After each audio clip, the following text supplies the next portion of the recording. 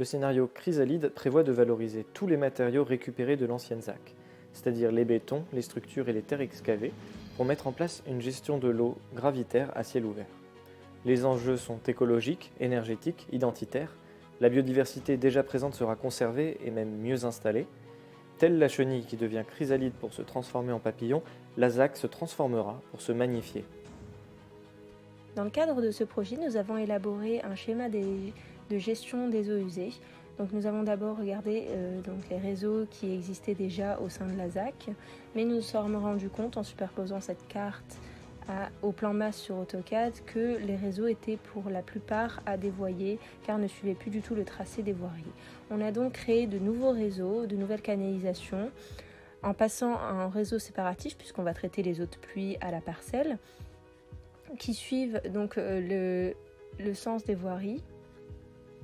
On a ensuite dimensionné ces canalisations donc, grâce à la formule de Manning-Strickler, faisant une hypothèse sur le débit de pointe rejeté, en prenant 20% des habitations par exemple pour le réseau, la canalisation au nord. On en vient donc après hypothèse à une canalisation de plus de 400 mm, donc 460 mm pour être exact. Nos choix pour le schéma de gestion des eaux pluviales ont été les suivants.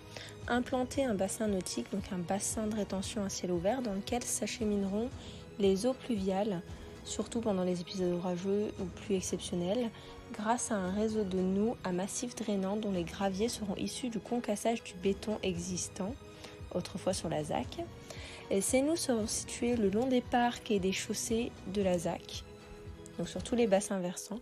Elles auront pour but d'infiltrer et de stocker l'eau afin de réguler le débit de cette eau vers le bassin de rétention dans le parc au sud. De plus, en cas de pluie exceptionnelle, les deux parcs, donc celui au nord et celui à l'ouest de la ZAC seront inondables. Et en cas de surverse de ces derniers, ils viendront alimenter ces noues toujours à débit régulé. Donc, des toitures végétalisées ensuite, donc avec une agriculture intensive, seront mises en place pour permettre l'abattement des petites pluies à moyenne pluie.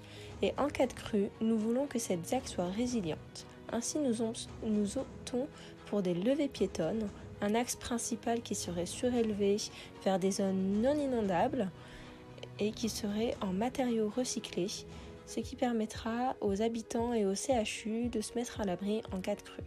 Et en temps normal, cet axe sera dédié aux piétons et aux modes de circulation douce.